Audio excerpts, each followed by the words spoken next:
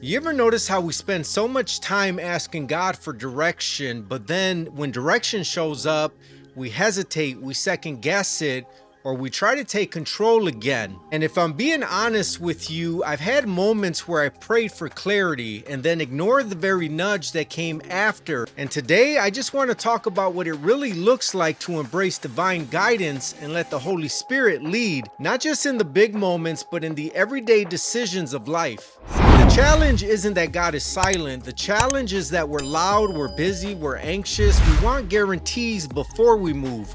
We want to see the whole staircase before we take the first step. And when the Holy Spirit gently whispers, go this way, or let that go, or be patient, we wrestle with it because it doesn't always make sense on paper.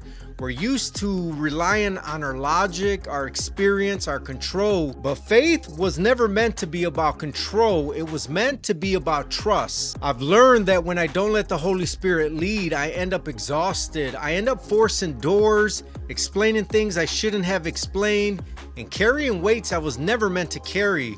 But when I slow down and actually listen, when I quiet my own agenda and say, all right, God, I don't fully understand this, but I trust you, something shifts. Peace replaces pressure, clarity replaces confusion, and even when the path isn't easy, there's a deep assurance that I'm not walking it alone. Here's the part that really hits me every time. The Holy Spirit doesn't shout, He guides, He nudges, He convicts with love, not condemnation. And if we're constantly rushing, constantly distracted, constantly feeding our fears, we'll miss those moments of guidance. Letting the Holy Spirit lead means surrendering the need to always be right, always be in control, always be comfortable. It means choosing obedience even when the outcome isn't clear yet. And I want you to hear this clearly because this is where it all comes together. When you let the Holy Spirit lead, you may not avoid storms, but you'll have peace in the middle of them.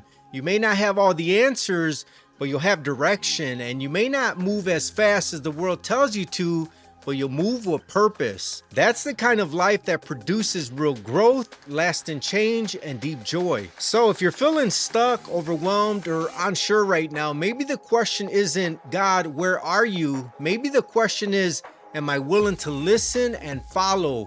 Because embracing divine guidance starts with a surrendered heart. If this message encouraged you or spoke to where you're at, make sure you subscribe so you don't miss future videos like this. I share content daily here to help you grow, stay grounded, and walk with purpose. And if you know someone who needs to hear it today, share it with them. You never know how one message can shift someone's perspective. Thanks for spending this time with me. Here, your growth matters. I'll see you in the next video.